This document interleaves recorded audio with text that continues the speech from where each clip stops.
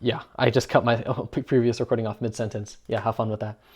Anywho, welcome back to the list. We capped off the first episode with the Watcher Knights at my favorite boss in the game, and we finished the previous list with the boss I hate the most in the game, but is actually objectively better than some of the other bosses. Some of these bosses, quality-wise, are just worse than Markoth, but I hate Markoth more just because, he ends my runs in Pantheon of Hollowness. Welcome, Hornet Sentinel, to the That Cashew Hollow Knight boss tier list. Where are we going to put you? Probably up here. I mean, your sister, the Hornet Protector, is right next to you. So Hornet Sentinel. I talked about this before in the previous tier list, but I'll cover it again briefly. This is not about Hornet. This is about a bunch of bosses that share a common factor. Certain bosses in the game, I'm just checking my recording, make sure everything's recording. Certain bosses in the game, they have this thing where they just jump across the entire boss room and cover so much, like an entire rainbow's worth of area in the arena instantly, and it's super unfair. There are like multiple YouTube videos that have popped off by this one guy who goes on and on and on about how terrible this is in terms of game design. What do I think? I think it's good for the game to have a jump attack. To have an attack that covers area and stops the player from abusing jumping in the middle of the room. I think it's healthy for the game, and I think it makes it challenging, and it's part of what makes Hollow Knight bosses so iconic. But I think even though I think it's conceptually good, I think it's poorly implemented for one reason. Like, the video talks about, what was that noise I just made? The video talks about a bajillion reasons why this jump is bad, but I'll give you just one that matters: the lack of telegraphing. This attack would be good for the game if there was telegraphing. If the boss told you, I'm gonna jump, then okay, now I can see the boss is gonna jump. Are they gonna jump straight up and down, which means I don't go in, or are they gonna jump towards me, which means I have to dash? Now I'm poised to make that quick jerk reaction, right? Knee-jerk reaction. That's the full term, not jerk. That's a different thing. The derivative of acceleration, I think. Yeah.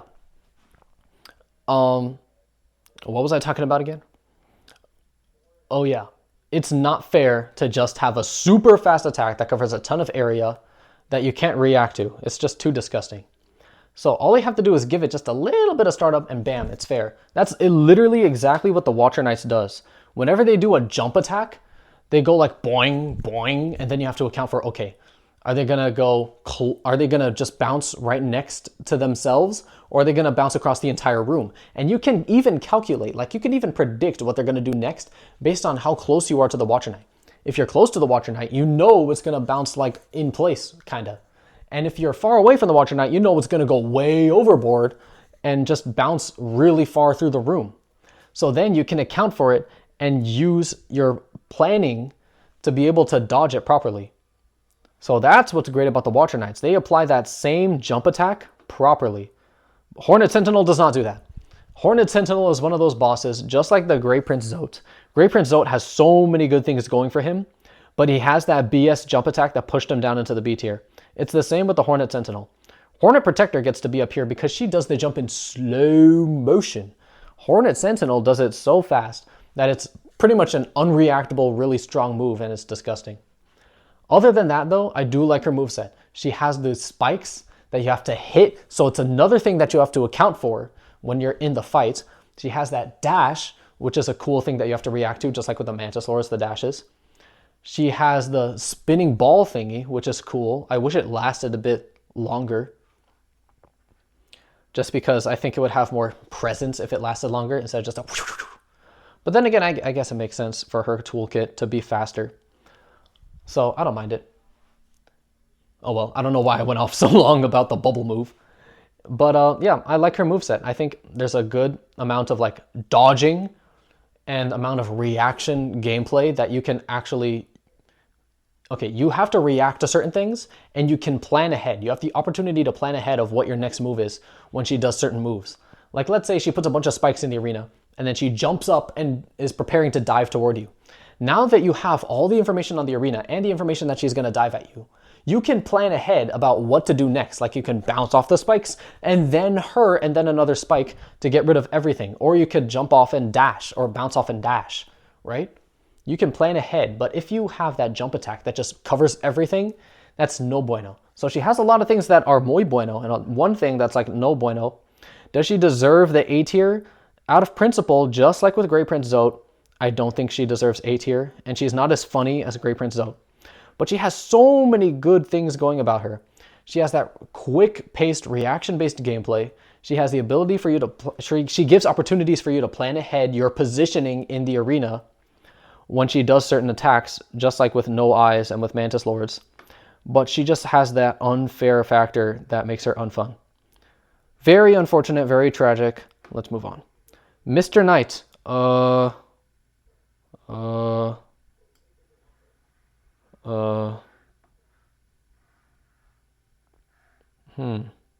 not sure. Well, let's recall information about him.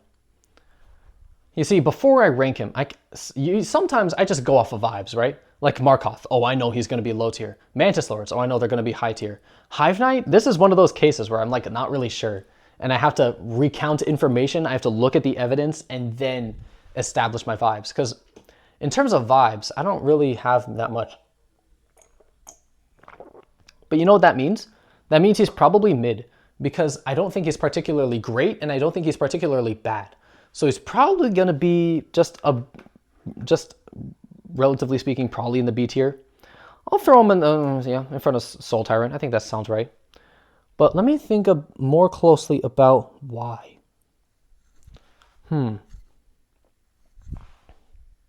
Okay, Hive Knight. What are his attacks?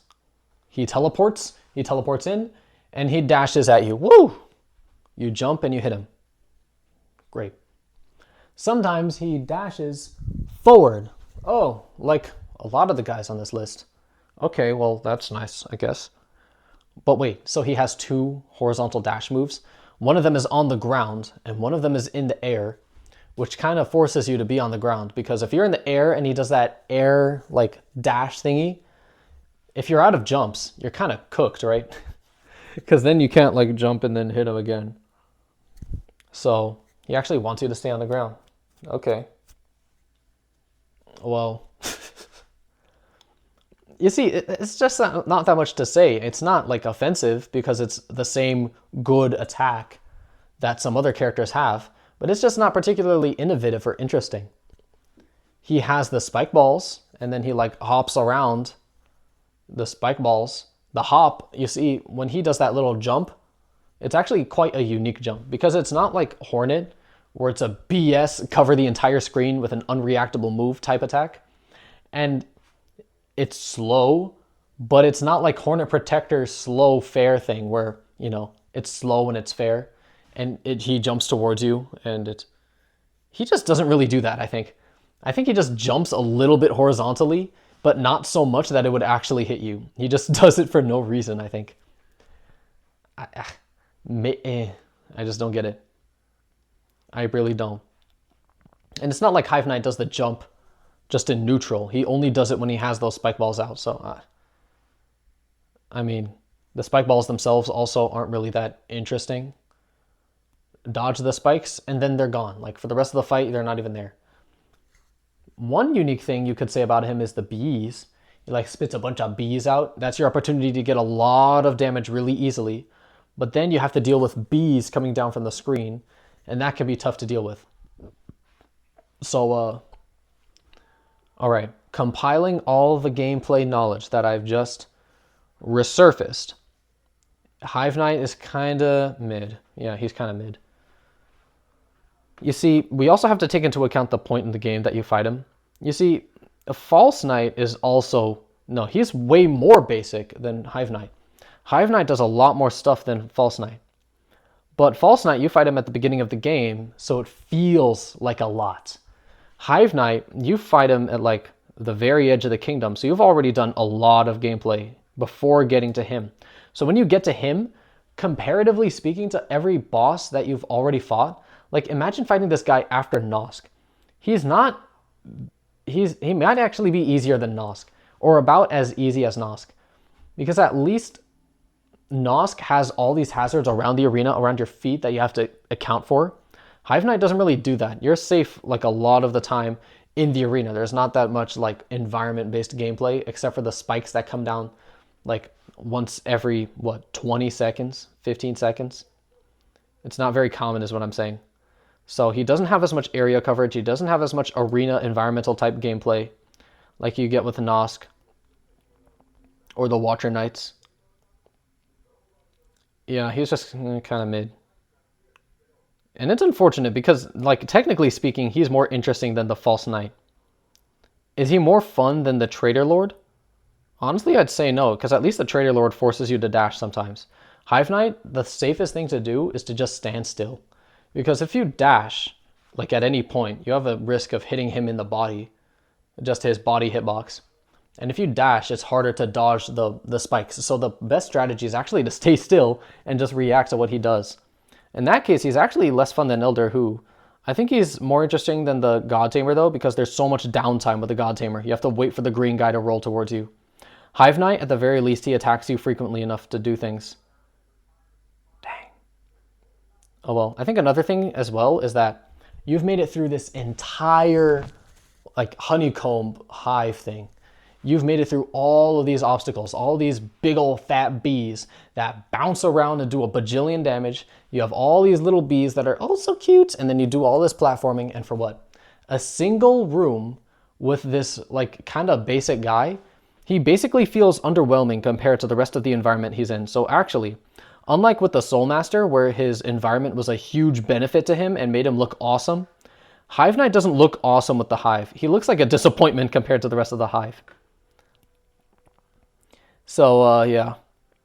Unfortunately, he's underwhelming for the arena he's in. Gosh, I talked a long time about this one guy. Okay, I promise to be more basic next time.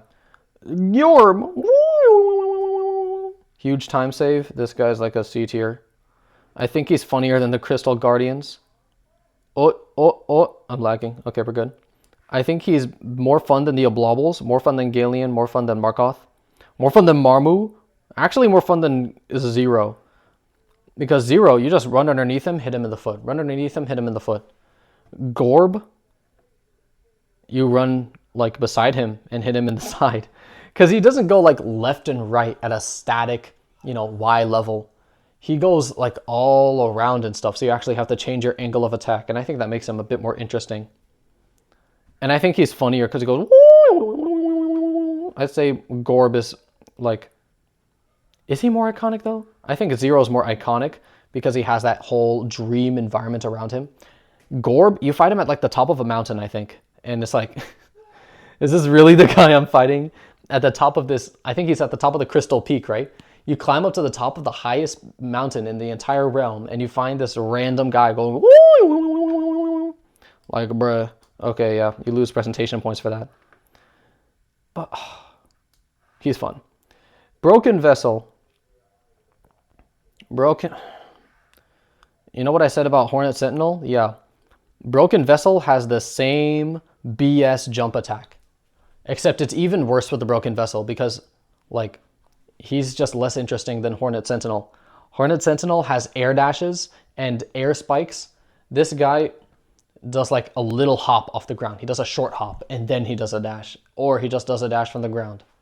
I think gameplay-wise, the fact that he doesn't do as much is not that bad.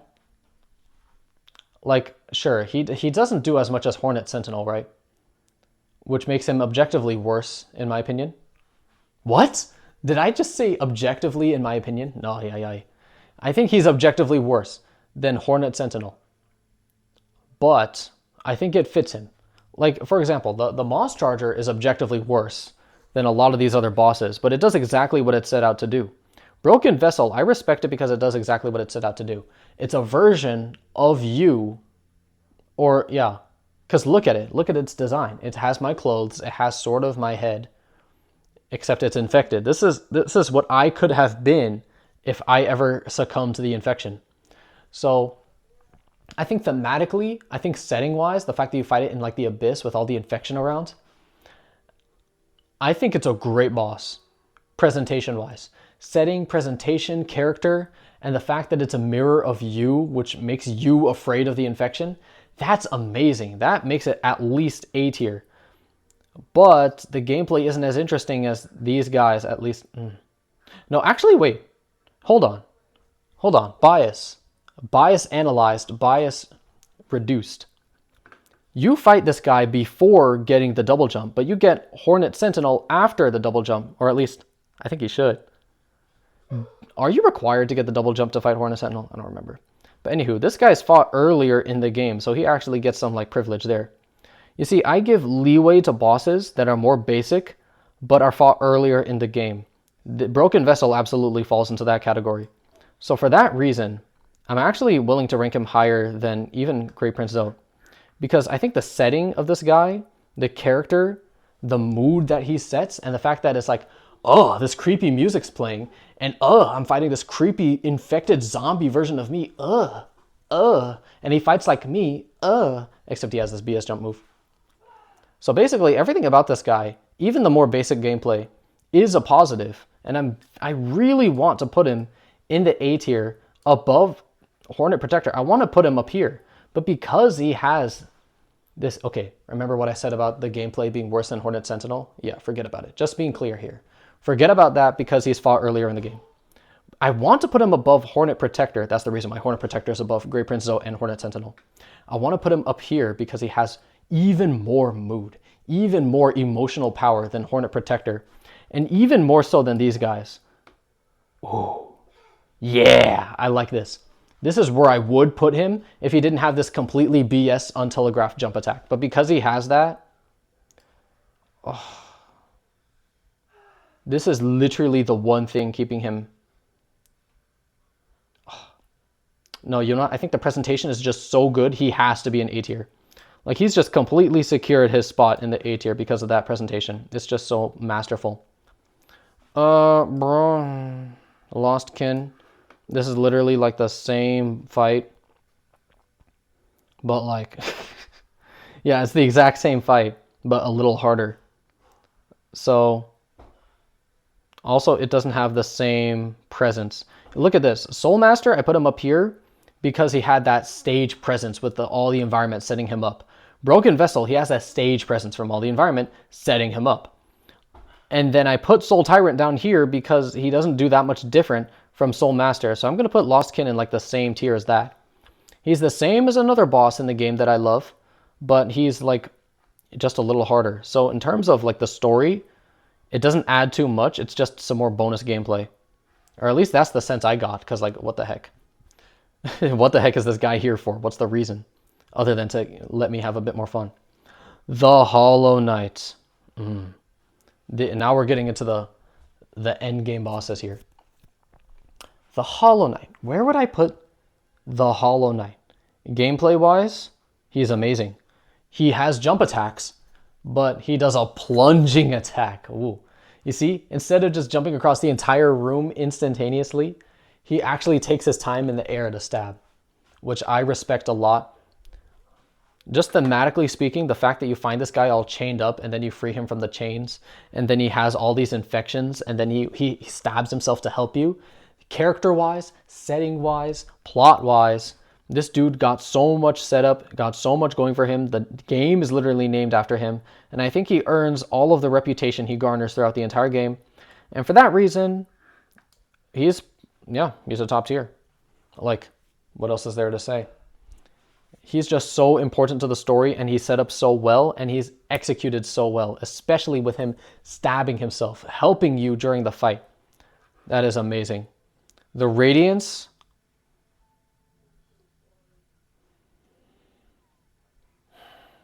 Those little balls, man. Those little balls. Those glowing, radioactive hot Cheeto puffs. Just chasing me around, smacking me in the cheeks, doing 2 masks of damage. It hurts my body, it hurts my soul. I do not like green eggs and ham.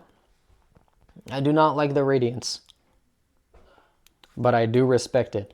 it's presented so well. The way it like flaps its wings, the way it's literally the entire reason for the underground existing. The thing is though, in the original game, it was hard for me to put that together. Like, all I remember is in the original game, I like looked up, oh, are there other endings to this game? Oh, there's another ending. All I have to do is use the dream nail on the Hollow Knight. And then there's this big moth thing, and then wow. Notice how past me had no freaking idea what was actually happening. I had no idea that the radiance was causing the infection. The radiance is white, and its arena is it's yellow because it's a yellow sun, and its arena is all holy and white. Why is it causing this gross orange infection? The radiance isn't orange. How would I associate the infection with the radiance? Yeah, I just didn't get the connection there, basically. Now, I know now that it's, the source of it all, but how would a player know that? In fact, how would a player even know to even get the radiance in the first place? Oh well, maybe some players there's 100% some players who found the radiance and who found the secret ending, or at least the true ending the first time they played the game. But me, nuh-uh.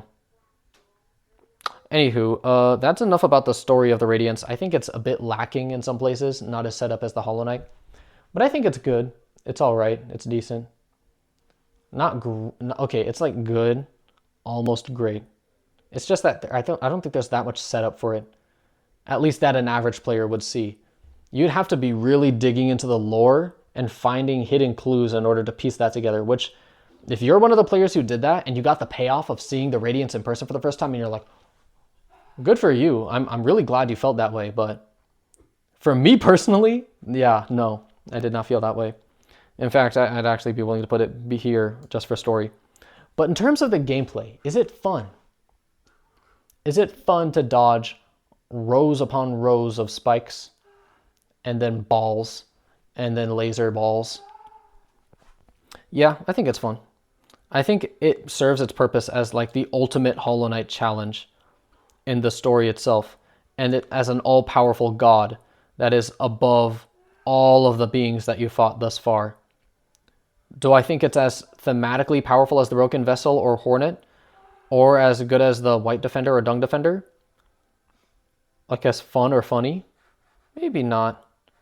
Actually, you know what?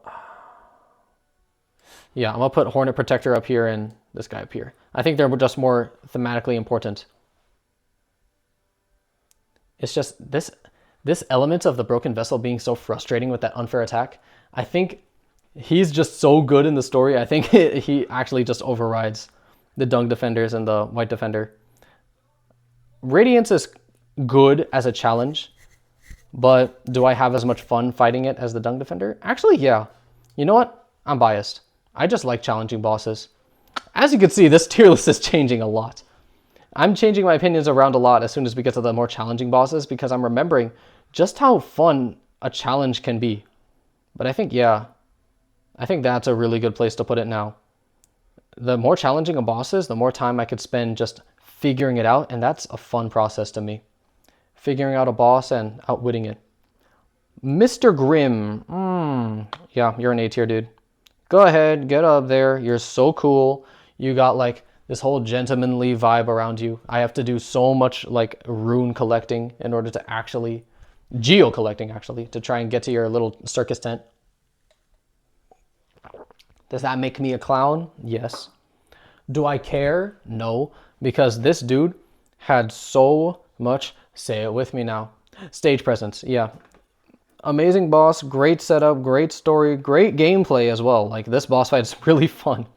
It's I think a beautiful mix, or at least a really satisfying mix to the average player. A satisfying mix of challenge and fun. He's not so hard for the average player, but he's not so easy as to be a total cakewalk. His buddy, Nightmare King Grimm, is going to the S tier though. Yeah, Nightmare King Grimm, in terms of fun, he's like, I'd say up here, just in terms of sheer gameplay. But because there's not as much story setup as there is with the Soul Master, absolute masterpiece there, and the Hollow Knight, I'd put him like below them. But, man, it hurts doing this, kinda. because Nightmare King Grim is like one of my favorite bosses in terms of gameplay. Possibly my second favorite boss in the game for gameplay, other than the Watcher Knights. But story-wise, like, what is he actually? You already beat Grim. I already won. I'm just going in and fighting him while he's taking a nap, and then his spirit goes sicko mode on me for no reason. Why am I doing this? What is the story setup? What is the basis? What do I gain from this? Oh, a stronger Grim child? That charm's not really that good anyway.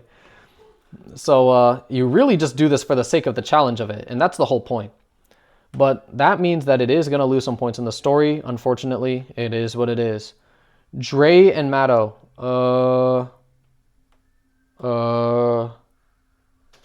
They're alright, I guess.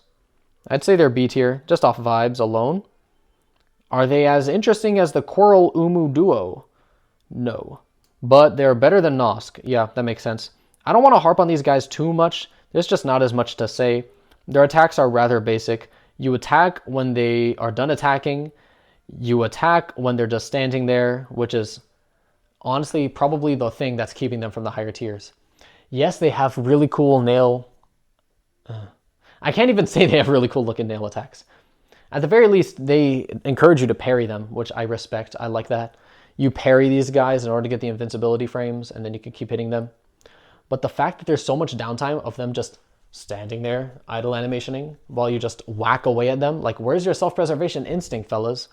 What's the point of a duel if you're not going to do one of the main things in a duel, which is defense? The paint guy I like a lot more because he actually evades your attacks. Or at least he evades your attacks a lot more than Oro and Mato. I'd put him actually, like, maybe here. Because those paint attacks... Okay, first of all, it's the creativity of him being a painter. Painting as a swordsman, as far as I know, this guy's one of the best swordsmen in the entire kingdom. And all he's doing is hitting me with a bunch of blobs of paint. That alone is just a cool combination of ideas that comes out to a really well executed boss in terms of art and like innovation. It's interesting. And then the paint attacks themselves, they have like, they're so dynamic. You have, what is it, the blue or the gray ones? I mean, no, the blue or the purple ones that like rain from the sky. You have the ones that go in an arc. You have the slice. You have the ones that go all around and you have the paint splashing everywhere like you're playing Splatoon. Oh my gosh. In terms of the art, the setting, the creativity, the character design, the motivations, the story. Yeah, this guy's awesome. Is he better than the Radiance? Yeah, bro. Okay, that's great, Nail Sage Sly. This guy's great. I don't think he's as interesting to fight as the Radiance. But, okay. What's more fun? Fighting the Dung Defender? Or what was more fun to me? Kid me. Fighting the Dung Defender for the first time in Royal Waterways? Or fighting Great Nail Sage Sly in the arena? Probably the Dung Defender in the sewers, but I prefer Nail Sage Sly over White Defender because White Defender I'm already experienced in the game at the point that I'm fighting him. But I'm not so experienced in the game at the point I'm fighting Dung Defender. So Nail Sage Sly gets to be over here. Sisters of Battle. Uh-oh. Is the goat alarm sounding? Yep, that's the one. Sisters of Battle. I am tempted to put them above the Watcher Knights. They're the Mantis Lords, except there's a third one. Whoa! They can throw the two frisbees that go like this, and then a third Mantis can go bomb. Whoa! That is just so much fun. It's so intense. It's the original Mantis Lords, right? But then they add a third one. Without it being unfair, there's still telegraphing. There's still viable ways of dodging the moves. And there's still viable ways of doing damage. And there's like not a ton of downtime. Sure, like maybe there's a bit of downtime when a Mantis Lord already dashed. And then you could just, hit her in the little tail butt thingy. And that's the only sort of downtime. And like most of the time, you're just doing stuff all the time. It's so intense. It's so cool. You have the ability to plan ahead and see where you're going to dodge. And then you execute it. And then you feel like such a badass. Yeah, absolute masterpiece of a fight. The only thing is, I think there's a bit less thinking with the arena than that happens with the Watcher Knights. They are like, Watcher Knights is here and Mantis Lords is here, or Sisters of Battle is here. They are so close in quality.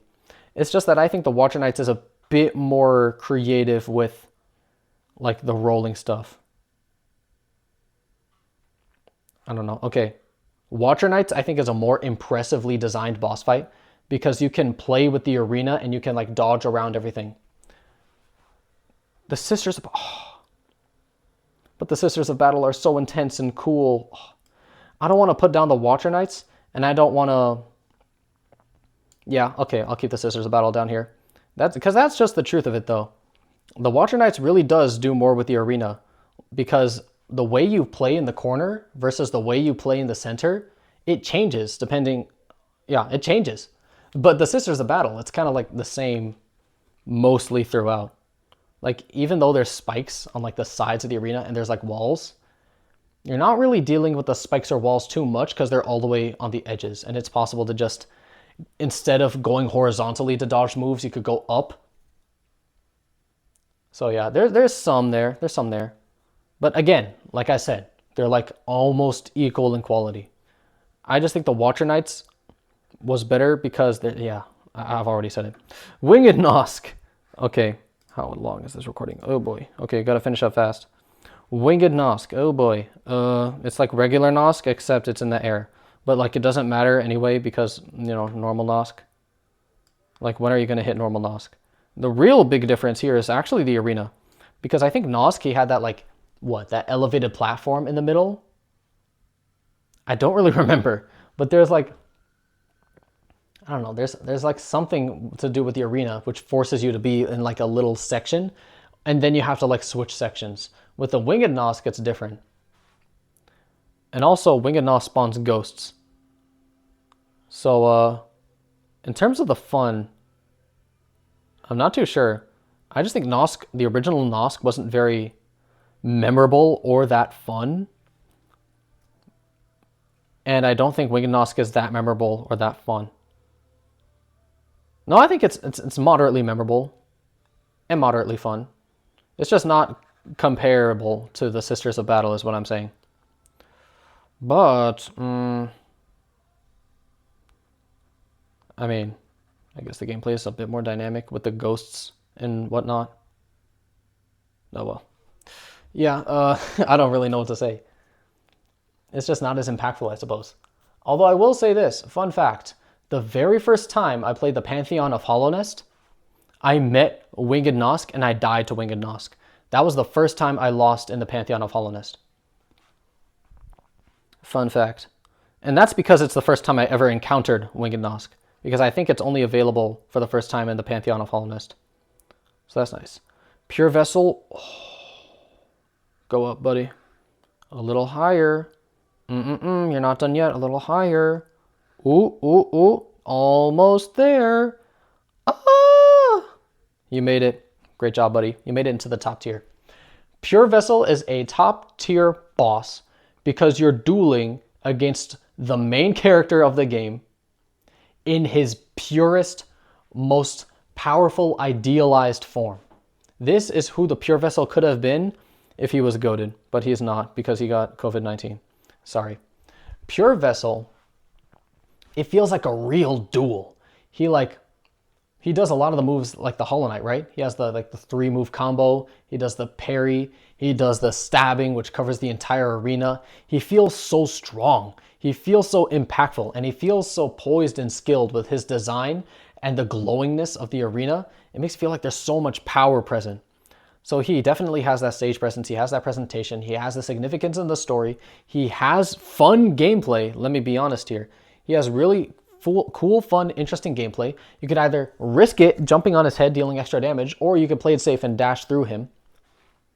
I think the hitboxes might get like a little wonky there, but I think it's forgivable enough to put him in the top tier there. So Pure Vessel, what a joy to fight. What a blessing. Why is he lower than Nightmare King Grim? I think Pure Vessel, it's just a bit harder. Yeah, that's pretty much it. I mean, realistically speaking, they're similar fights, right? They do an attack, they have end lag, you attack them. They do an attack, they have end lag, you attack them. But I, I find Nightmare King Grim just more fun. And I'm not entirely sure why. Probably because it's slightly easier. So I can...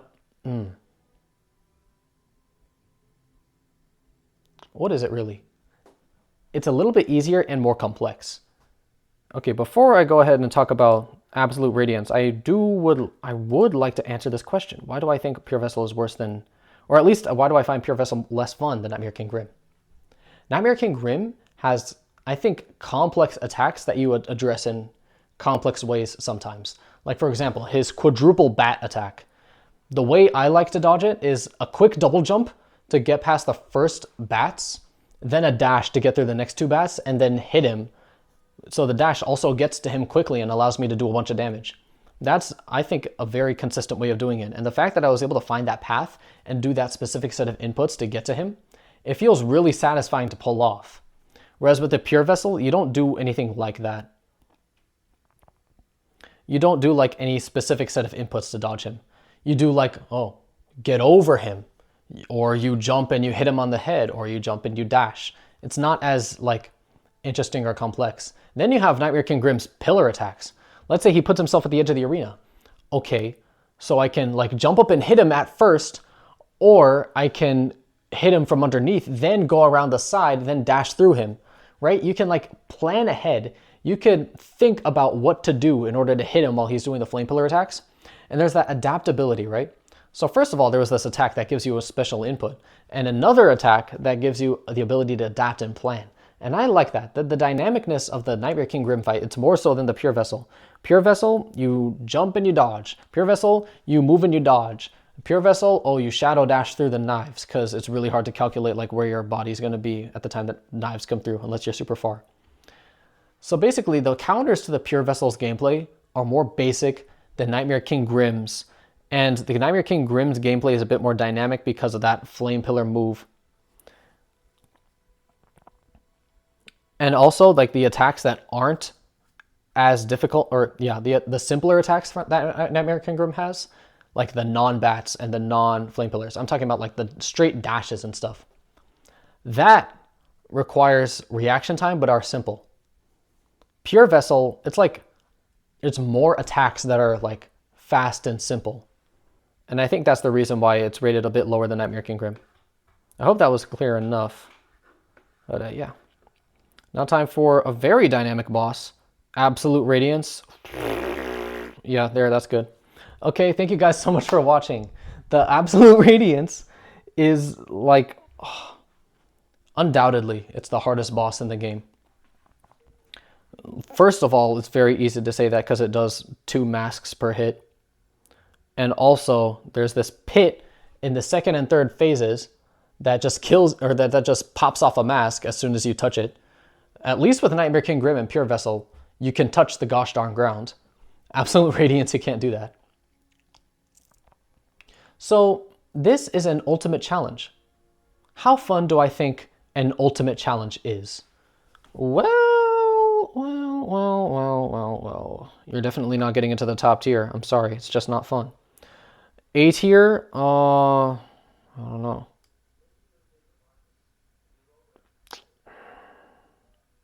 I don't like fighting this thing. All right, let me be totally clear. But why don't I like fighting this thing? Maybe it's just too exhausting. Maybe it's just too much to keep track of. You have so many nails going across the screen. You have to account for so many different things. Nightmare King Grim, Pure Vessel, yes, they're challenging. Yes, they require fast reaction time, but they're at least manageable. You see one thing and then you account for it. You see one thing and you account for it. Absolute Radiance, you have to plan, okay, so there's this golden wall coming here, and then there's these nails coming from the opposite direction, and then there's these Cheeto Puffs moving around, and I have to make sure I touch the ground at just the right time in order to dodge the spinning circle nails that come out from... It's just too much, man. It's freaking exhausting mentally. When I want to have a good time, I hop on Sifu, play some Sifu. I mean, here's the thing though. Don't you also have to do a lot of thinking with the Watcher Knights?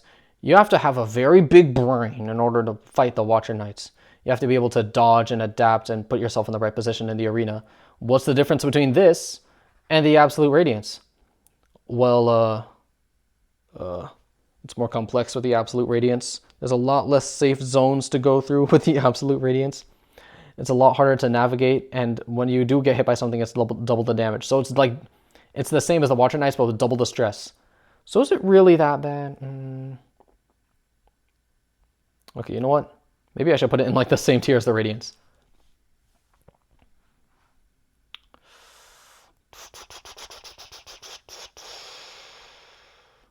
I think I should acknowledge one thing in this review.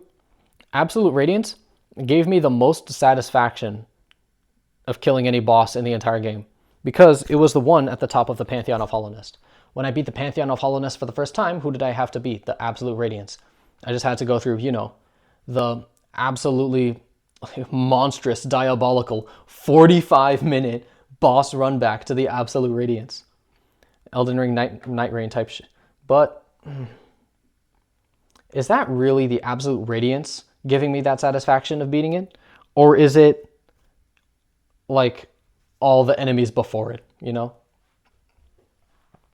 Is it the fact that I went through 45 minutes without making too many major mistakes that I was able to, you know, have this celebratory moment? Am I celebrating beating the boss, or am I celebrating beating the gauntlet?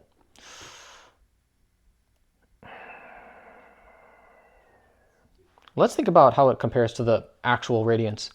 The real Radiance, I think, serves a purpose in the story. But then again, the Absolute Radiance also serves... You see, I feel like the Absolute Radiance's goal is more so for gameplay, just the ultimate game challenge. Meanwhile, the real Radiance is the ultimate story challenge. So it makes sense thematically why the Radiance is so strong, and it makes sense why the Absolute Radiance is so strong. I just feel like it's kind of artificial, just because there's so much going on with the Absolute Radiance. It doesn't feel as refined as the Watcher Knights or the Sisters of Battle. And it doesn't feel as thematically significant as the Radiance. All I'm doing is dogging on this thing, man. It does what it set out to do. It creates the ultimate challenge. But then again, the massive Moss Charger also perfectly does what it sets out to do, and I put it in the C tier. So I shouldn't necessarily bring this thing into the high tier just because it does what it wants to do. Yeah, I think it's just too stressful, and also very bad situations can happen depending on luck. I hesitated to talk about the luck-based RNG of Absolute Radiance. You see, if you get a bad combination of attacks, like you get the laser wall or the nails wall at the same time, then it's really hard to deal with the Absolute Radiance. But sometimes you get like weirdly lucky and you don't get those attacks, and you only get like, I don't know, maybe the triple laser. Like, you know, maybe you get that a bit too frequently and then you beat it.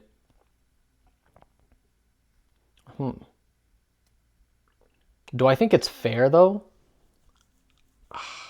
It's hard to say that it's fair with that much RNG involved. Is it the ultimate challenge? Oh my gosh, oh my gosh. You know what, just because you accomplished what you set out to do, you're the ultimate challenge, you go B tier. I just think there's a bit too much variability with the boss for me to put it with everyone else. These guys are like objectively good, balanced, fair bosses for the most part. And if they're not perfectly fair and balanced, they serve a huge critical role in the story. This guy, I don't think is as fair or balanced, and it doesn't play as critical of a role in the story. And I think I like Grey Prince Zote and Hornet Sentinel more than it. I also like No Eyes more than it. I also like Umu more than it. I do think Oro and Mato are worse than it, though. Yeah. All right. Okay, that's my list. Well, this was part 3, the third and final part of the Hollow Knight tier list. I hope you guys got something out of that. I think I spent way too much time yapping about the Radiance, though.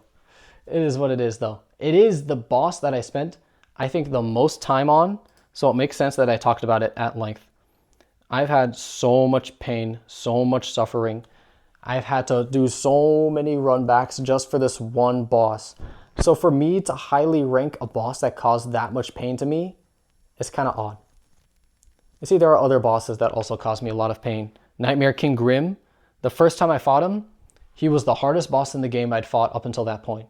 But at least when I mastered him, when I was able to figure out his moves and adapt to them and become better, I felt like I really improved as a gamer. I felt like my skills went way the frick up. And I was able to beat him like very, very consistently after training myself so hard with him. And I beat him on the very first night that I met him. Or like, I think I encountered him in the afternoon and I beat him in the night. But with the absolute radiance, no matter, or even though I practiced it so much in the training room, even though I worked so hard to become better at it, I didn't feel like I was that much better. I didn't feel like I was improving all that much. And I'm not too sure why. It's probably because of the lack of consistency. There's just so many different combinations of things that could happen with the absolute radiance that it just becomes less consistent, I suppose. Yeah, that's probably the worst thing that keeps it from the higher tiers. It's the lack of consistency. All of these other guys, you could do a certain thing in certain situations to dodge them. This one has so many different situations and the margin of error is so little that you can get better at the fight. I'm not saying it's like it's all RNG, it's all luck. I did have to improve myself and figure out unique strategies to beat it, especially with the final ladder. You jump out then in, out then in. But it's much harder to learn it. And I think that makes it so much harder to be satisfied by getting better at it. It's hard to become better at it like you can with a Pure Vessel and Nightmare King Grim. Anywho, that's the end of my spiel again. Thank you guys so much for watching. I'm looking forward to Silksong releasing soon, and I'll see you all. Where is Silksong taking place, actually? I'll see you all in not Hollow Nest. Thank you.